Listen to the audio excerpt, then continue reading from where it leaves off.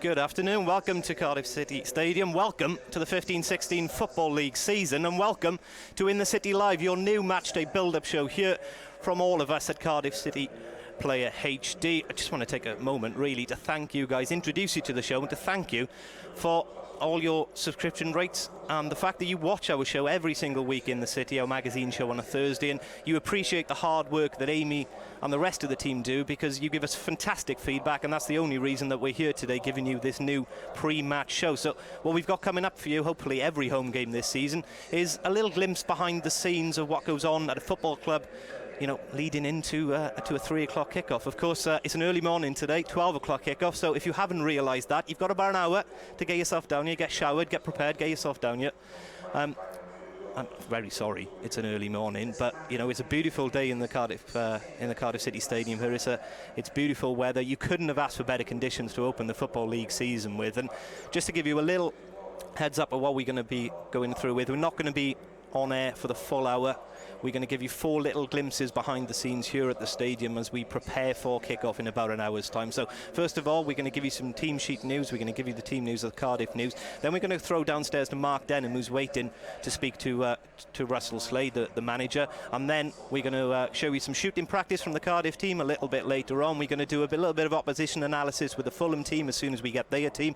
And then afterwards, we're going to lead you in to the players running out of the tunnel, lead you into the game, and then throw you downstairs for our usual commentary over on Cardiff City Player. So what I'm going to do first of all, we just got the team news through actually, and it's an unchanged team from the last pre-season game at Bournemouth. So Cardiff City, for the opening fixture of the Football League season, line up like this. Simon Moore in goals. We know David Marsh is suspended for the first 3 games, and Simon Moore's won that battle with Ben Wilson for the goalkeeping position with some fine pre-season form. Lee Peltier lines up at right back. Sean Morrison, the new team captain for today, and Matthew Connolly line up at centre half. Scott Malone at left back, who's really been a standout figure in this pre-season so far. It's a central midfield too of Kagisha Dekashwi and Peter Whittingham. Dekashwi, of course, we know we missed a lot of last season, so it's one of his few appearances here at the Cardiff City Stadium, and we spoke to him in pre-season, and he's really buzzing about finally pulling on that Bluebirds jersey here in front of the home fans. In the wide areas, we've got Joe Rolls playing that inside left position on the left-hand side, leaving that room for Scott Malone to go outside him. And then Anthony Pilkington, who probably has been the standout performer in pre-season, played most of his career on the left-hand side at Norwich at Huddersfield. He's going to get that role on the right-hand side to start the season in the Cardiff midfield. And then a strike pairing of Joe Mason, who's on fire, 4 goals in pre-season. And Alex Ravello, of course, off the back of a brace away at Bournemouth, he gets the job as the number 9 with Joe Mason playing as the support striker.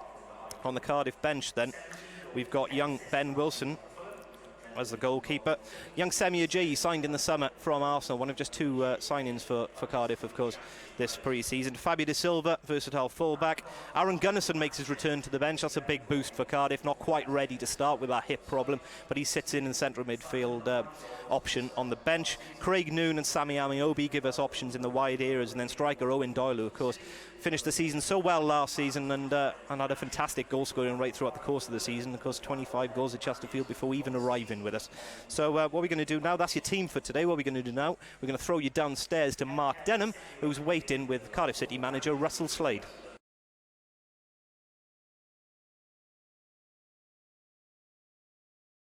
In one team news, it's the same starting 11 that you put out in that win over Bournemouth in pre-season. Tell us your thinking behind the starting 11. Well, we were getting close to deciding on our 11, and we were very pleased with the performance at Bournemouth, and we've decided to go with that. For the start, look, things can change and may have to change within the game as well. So obviously our players on the bench are very important, but in terms of that, I thought it showed a nice balance. There was a nice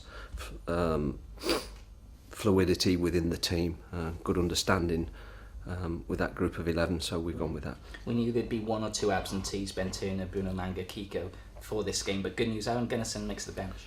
Yeah, he does, yeah. Aaron's picked up a little bit second part of this week, and he's looking a little bit more like, so to name him on the bench is a big plus. We're delighted with that, and obviously we've got a strong bench with the likes of Noon and Sammy Amiobi on the bench as well. and Marcel leading the team out? Yeah, he is. Yeah, he's got that armband at this moment in time, and I think he's enjoying life with it as well. Good luck today. Thank you.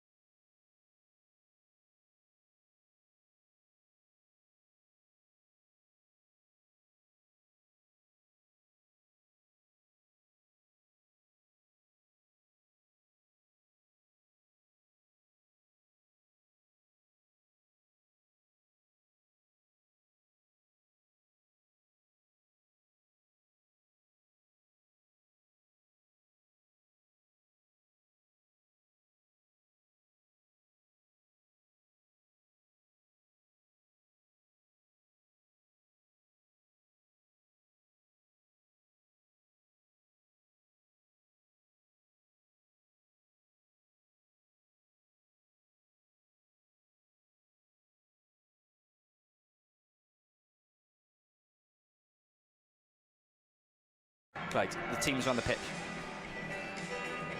Okay, welcome back. The two sides are warming up on the pitch. Cardiff to the right behind me, Fulham to the left. And Fulham have put out a reasonably strong side. Ash, there's a few talking points. We all know about Ross McCormack, and you can wax lyrical about him momentarily, but just looking at one or two other things. Key for me, you tell me differently, Tom Kearney in the middle of the pitch and the big man Dan Byrne at the back. Tell us what they're going to bring. Yeah, absolutely. So we didn't run you through the Fulham team before because we weren't sure of it when I read out the Cardiff team, but the Fulham team is as follows. Andy Lonergan, signed from Bolton in the summer, good experienced goalkeeper. He's in goals. Former Swansea man, Welsh international Ashley Richards at full-back. Sean Hutchinson and Dan Byrne paired together at centre-half. That was a bone of contention. We'll talk about that in a minute. Kay Vosier's come in at left-back. Really experienced Swiss international. Hardly played at all there last year following his transfer from Bâle. That's because Luke Garbett, signed on loan from Everton. Really bright future, Garbett, but he's been ruled out for about 6 weeks, apparently. So Vosier's come in from the cold completely to play at left-back. Jamie O'Hara and Tom Kearney will be paired together in a very good-looking central midfield area. That's because Scott Parker is still about 6 weeks away from full fitness as well. Left-hand side, Ben Pringle, former Derby and Rotherham man, and Lasse Vigen Christensen, a young Danish boy, really came into his own in the second half of last season. He'll play predominantly on the right-hand side, and then a strike pairing of Ross McCormack and Matt Smith, which if you watched in the City on Thursday, you'll know that I think is probably the key to success for this Fulham team this season. That left an angle that Cardiff can work. It's, yeah, probably.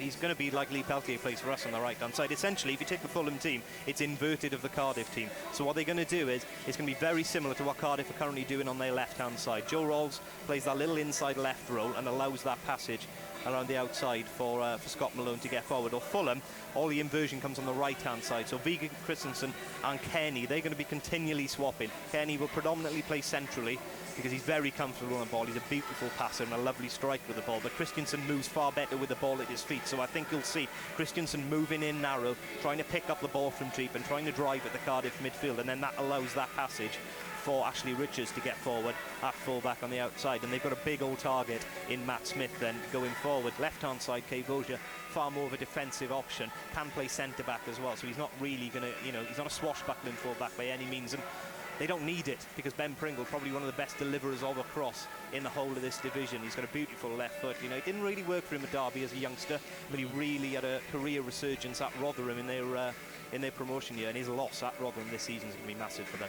Jamie O'Hara in the middle of the field, former Tottenham man, veteran of this squad. Played for Blackpool against Cardiff towards the end of last season. Looks as if he still had that quality.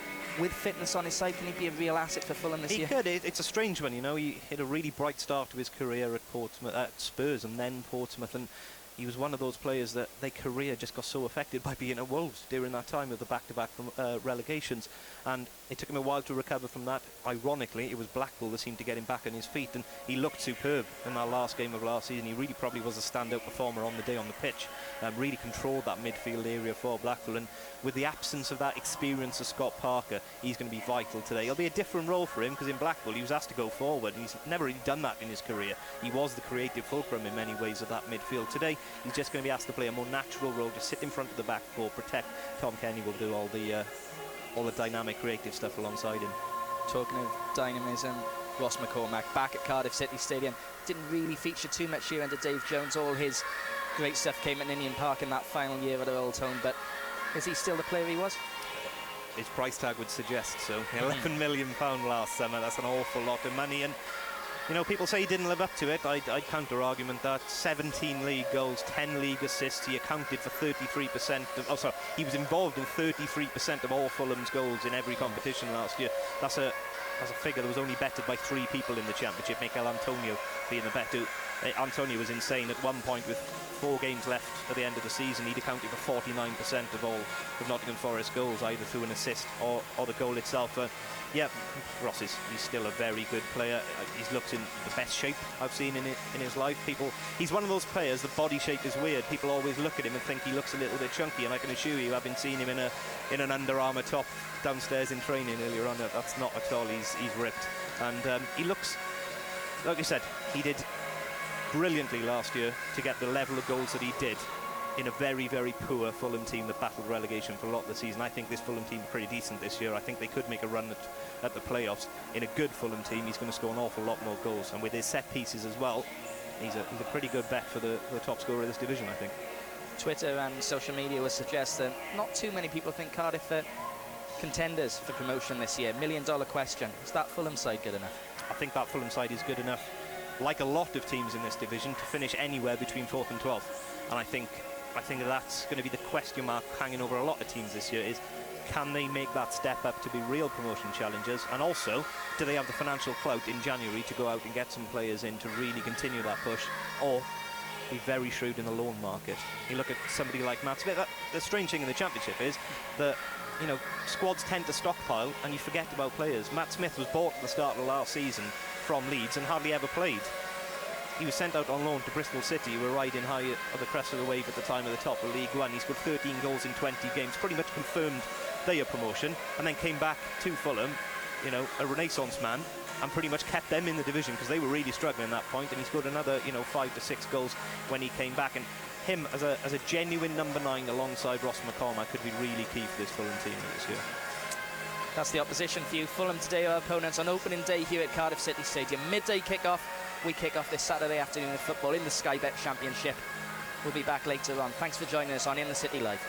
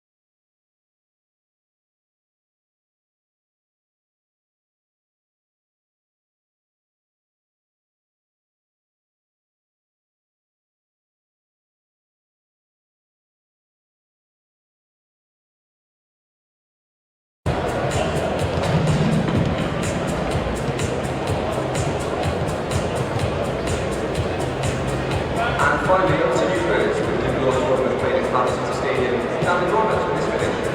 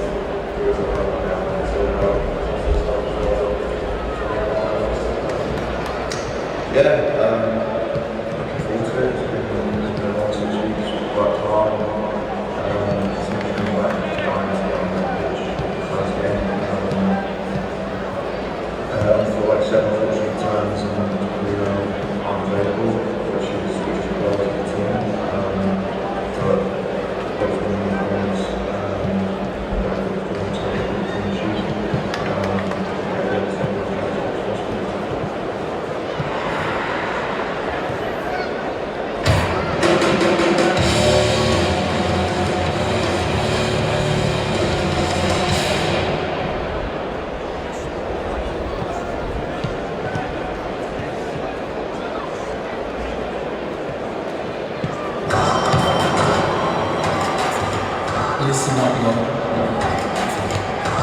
These are not just memories anymore. They are a competition. I'll take all of it and create something new. You might want to follow me. Don't. Create your own thing.